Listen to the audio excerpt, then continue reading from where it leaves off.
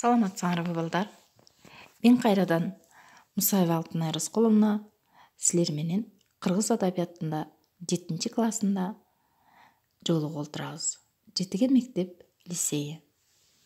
Анда эмесе балдар, силер менен алгач сабакта жолугардын алдында төмөндөгүдөй жагымдуу маанайды көнүгүүсүн аткарып алабыз. Ал 2 жолу деп аталат. 2 жолудан ашык аткарбайсыңар. Биринчи, 2 жолудан ордуңдан отуруп тур. Экинчи, 2 колуңду 2 жолу бийик көтөр. Үчүнчү, 2 жолу 2 баш бармагыңды көрсөт. Төртүнчү, мага 2 жакшы сөз айт. Бешинчи, эми кулак төшөп онлайн сабакка кайт. Азаматсыңар. Анда эмесе балдар, биз силерге үйгө тапшырма бергенбиз. Мына ошол өткөн сабактагы тапшырмаларды эстеп көрөлү. Убакыт берем.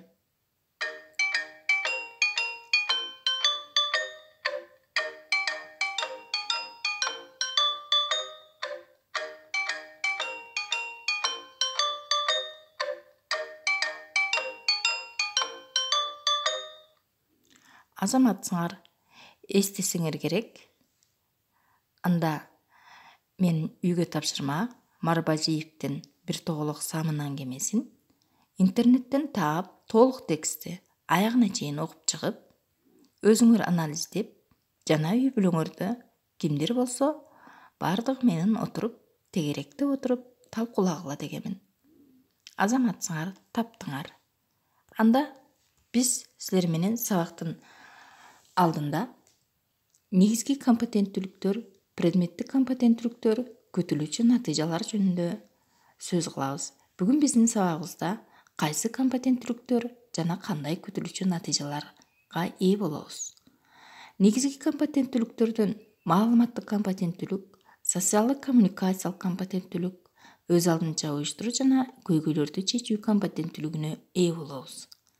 Предметтик компетенттүүлүктөн окурмандык компетенттүүлүк, баалуулук дүйнө таанымдык компетенттүүлүгү, адабий чыгармачылык компетенттүүлүк. Күтүлүүчү натыйжалар чыгарманын аталышынын негизинде окуяларды эске түшүрөбүз, окуядан сюжеттен элементтерин талдайбыз, турмуштук таасирленүүлөрдүн негизинде аңгеме түзөбүз. Анда бүгүнкү сабагыбыздын максатын айта кетели. Чыгарманын аталышынын негизинде окуяларды эске түшүрүү менен окуянын сюжеттик элементтерине талдоо жүргүзүү, турмуштук таасирленүүлөрдүн негизинде аңгеме түзөбүз. Окуянын негизинде ырааттуу ой жүгүртүү менен сүйлөө жана жазуу речибизди өнүктүрүүгө машыгабыз.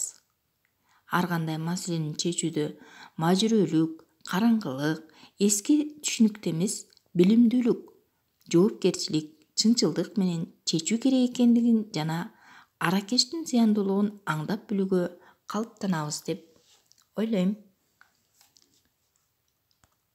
Анда алгач дагы бир сиздер менен көнүгүүнү аткарабыз. Өз ордуңду белгиле. Жаңы теманын алдында өтө турган көнүгүү. Анда бул көнүгүүбүз төмөндөн жогору карай көрсөтүлгөн тепкич. Ал тепкичте ар бир тепкичтин өзүнүн орду бар. Мына ошол ордуну өзүңөр ээлейсиңер. Ал тепкич 6 тепкичтен турат. Анда биринчи тепкичибиз: мен бүгүнкү тапшырмаларды аткара аламбы? Мен бүгүнкү тапшырмаларды аткаргым келет. Мен бүгүнкү тапшырмаларды кандайча аткарсам болот? Мен бүгүнкү тапшырмаларды аткарууга аракет кыламын. Мен бүгүнкү тапшырмаларды аткарамын. Бүгүнкү тапшырмалар оп-оңой. Мына ошол тепкичтен өз ордуңарды тапкыла.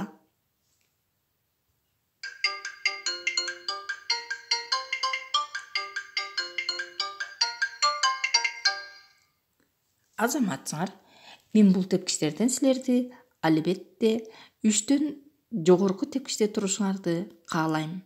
Бүгүн мен силер менен мен бүгүнкү тапшырмаларды аткарууга аракет кыламын. Мен бүгүнкү тапшырмаларды аткарамын. Бүгүнкү тапшырмалар оп-оңой деген тепкичтерин көргүм келет. Силер мына ушул тепкичте турат деп мен ишенем. Анда эмесе сабагыбыздын темасы Марбажиевдин бир тоолук самын аңгемесинин экинчи сабагында отурабыз. Анда бүгүнкү сабакта өтө турган негизги темаларыбыз композиция жана анын элементтери, образ, конфликт, сюжет жөнүндө сөз кылабыз. Демек алгач композиция деген эмне? Композиция деген латын тилинен алынган түзүү, бириктирүү дегенди билдирет. Көркөм чыгарманын бирдиктүү курулушу, анын элементтери, образ, конфликт, сюжет. Биз бул композициянын элементтери боюнча ар бир сабакта сөз кылып жана талдап келе жатабыз. Көбүрөөк мына ошол элементтери, сюжеттин бөлүктөрүнө жана образдарга токтолобуз. Анда эмесе силерге ошол аңгеменин окуянын жүрүшүн, сюжеттин бөлүктөрүн эске салайын. Биринчиси сыр, экинчи жамгырлуу күн, үчүнчү базар, төртүнчү дарылоо. Ал эми акыркы окуянын аягындагы бүтүүчү, жыйынтыктоолучу сюжетти өзүңөргө бергемин үйгө. Жакшылап ойлонуп көргүлө да, азыр аны кантип аяктадыңар, кандай микро темага койдуңар, мына ошого ой жүгүрткүлө жана жазганыңарды жөнөткүлө. Анда эмесе ойлонууга убакыт.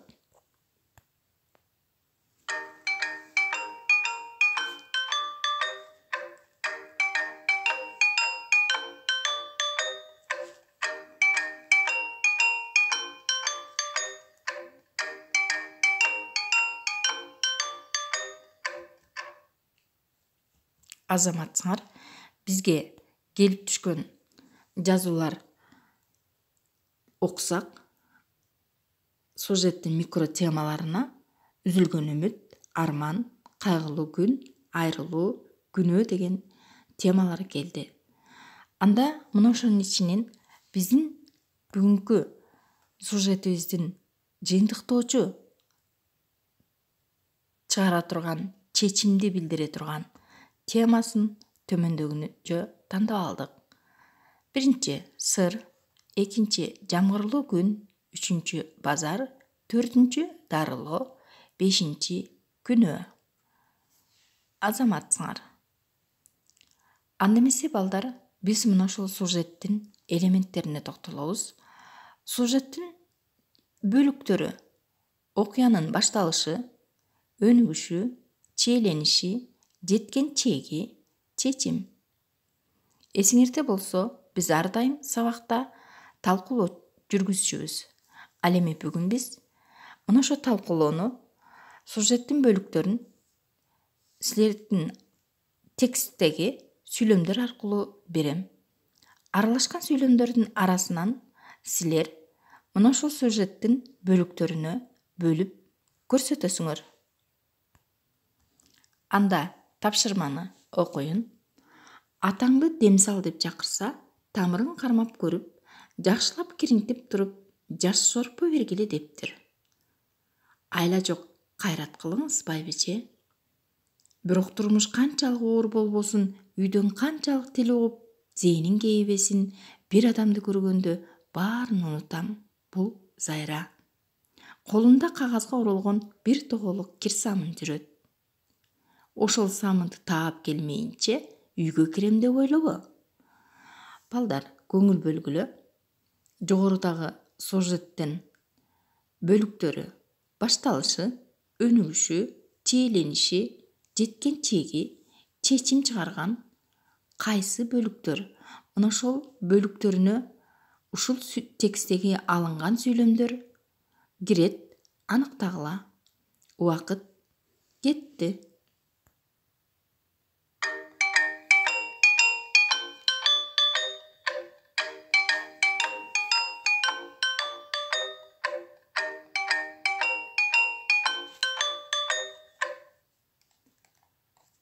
Азаматсыңар,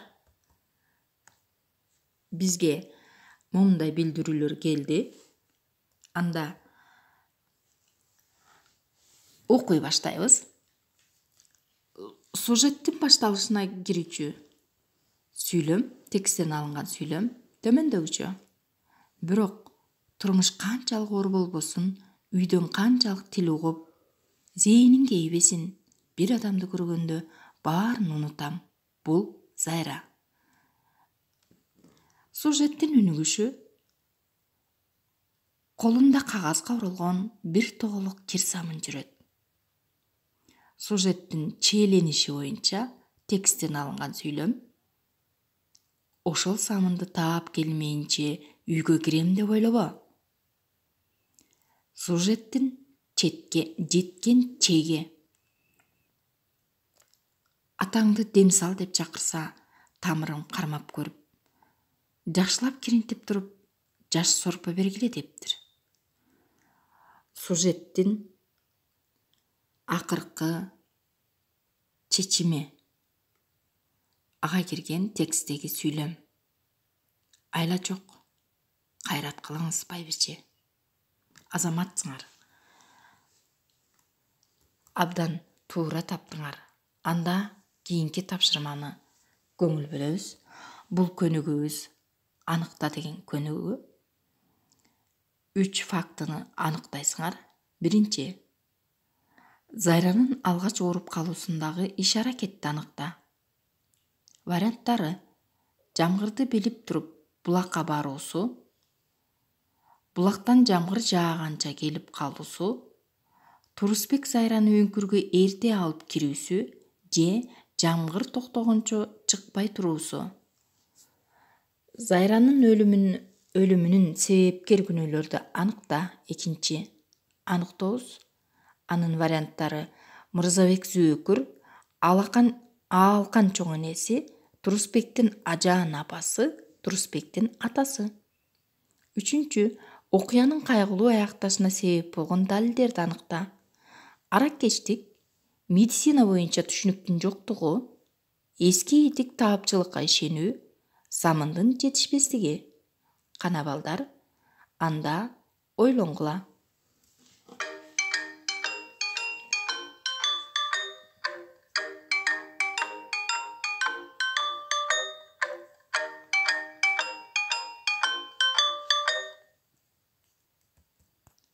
Мен силерди ойлонду деп эсептейм. Жана бизге келген СМСтерге көңүл бөлсөк, төмөндөгүчө белгилештиктер көп окуучулар. Зайранын алгач ооруп калуусундагы иш-аракет аныкта. Жамгыр төккөнчө чыкпай туруусу дейт. Экинчи, Зайранын өлүмүнө күнөөлүүнү аныкта. Бул Турусбектин атасы деп белгилеген. Үчүнчү, окуянын кайгылуу аякташына себеп болгон далилдерди аныкта. Аракештик деп белгилептир. Азаматсыңар балдар. Ар түрдүү окуучулар ар кандай ой пикирлерди билдирдиңер. Бирок силер абдан чоң аракет жасадыңар. Жана жогорудагы биз билдиргендей эң мыкты тепкичтерге жеттик деп ойлойм. Ал тепкичтерибиз эсиңерге салабыз. Мен бүгүнкү тапшырмаларды аткарууга аракет кыламын. Мен бүгүнкү тапшырмаларды аткарамын. Бүгүнкү тапшырмалар оп-оңой болду деген тепкичтерге чыкты деп мен силерди ойлойм. Анда эмесе, биз бүгүнкү сабагыбызда силер анықтаған ой жүгүрткөндүн негизинде берилген көнүгүүлөрдө абдан сонун ой пикириңерди билдирдиңер. Анда биз бүгүн чыгарманы жыйынтыктайбыз. Чыгарманын жогоруда бир тоголук самындын аңгемесинин Марбажиевдин бере турган алган тандаган тематикасы бул чынчылдык. Адамгерчилик, сүйүү, адамдык абийир, үй-бүлөнүн ынтымактуулугу, согуштагы тартыштык абал, сабатсыздык, арак жана аракечтин тийгизген залалы, адам тагдырына жоопкерчилик менен мамиле жасоо жана башка тематикалар бар. Ал эми ошол тематикалардын негизинде биздин бүгүнкү чыгармада бериле турган негизги идея ар бирибизди жазуучу сүйүүнү баалай билүүгө, үй-бүлөдө ынтымактуулукту сактоого, аракечтиктен алыс болууга, бирөөлөрдүн тилине кирип, жетилеме болбостон билимдүү, сабаттуу болууга чакырат. Урматтуу менин окуучуларым, силер дагы жогоруда биз айткандай бүгүнкү сабагыбыздын максатына жеттик деп ойлойм. Бүгүн биз сабагыбызда чыгарманын негизги окуяларын эске түшүрдүк, сюжеттик элементтерди талдоо жүргүздүк, өзүбүздүн ушул окуянын негизинде сүйлөө, жазуу иречибизди өнүктүрдүк. Ошону менен бирге көрдүңөр, мажүрөлүк, караңгылык, эски түшүнүктө эмес, маалыматтык компетенттүүлүккө ээ болгон, билимдүүлүк менен, жоопкерчилик менен, чынчылдык менен ар кандай маселени чечүүгө жана аракечтиктин зыяндуулугун аңдап билүүгө калыптандыңар деп ойлойм. Азаматсыңар, бүгүн дагы силерге кызыктуу тапшырманы бергим келип турат. Анда тапшырмага кулак төшөп, жакшылап көңүл бөлгүлө. Тапшырмабыз абдан кызыктуу журналисттик иликтөө рубрикасы. Мында силер кадимкидей журналист катары болуп, төмөндөгүдөй көрсөтүлгөн көрсөтмөлөр боюнча иликтөө жүргүзөсүңөр. Ал иликтөөлөрүңөрдү силер WhatsApp'тан үн катары жаздырсаңар да болот, SMS катары да жазып жөнөтсөңөр болот. Алар 5 сүйлөм, 6 сүйлөм, 7 сүйлөмдөн турат. Анда эмнелерди иликтейбиз? Журналист катары. Биринчи, жазуучу аңгемени дагы кандай окуя менен жыйынтыктап бүтүрсө болмок? 5 сүйлөмдөн турсун. Экинчи, Турусбектин атасынын жасаган кылмышын укук коргоо кызматкерлерине билдирсе кандай болмок? 6 сүйлөмдөн турсун. Үчүнчү, арак жана аракечтиктин айынан өз жакыныңдын же айылдашыңдын же досуңдун же классташ курбуңдун жабыр тарткан учурларынын себептерин иликте 7 сүйлөмдөн турсун. Урматтуу менин окуучуларым, бүгүн биз тепкичтин тепкичине, жогорку чегине жеттик. Бүгүн сабакта абдан жакшы катыштыңар. Мен силерге ийгиликтерди каалоо менен мыкты кол чабууларды тартуулайм.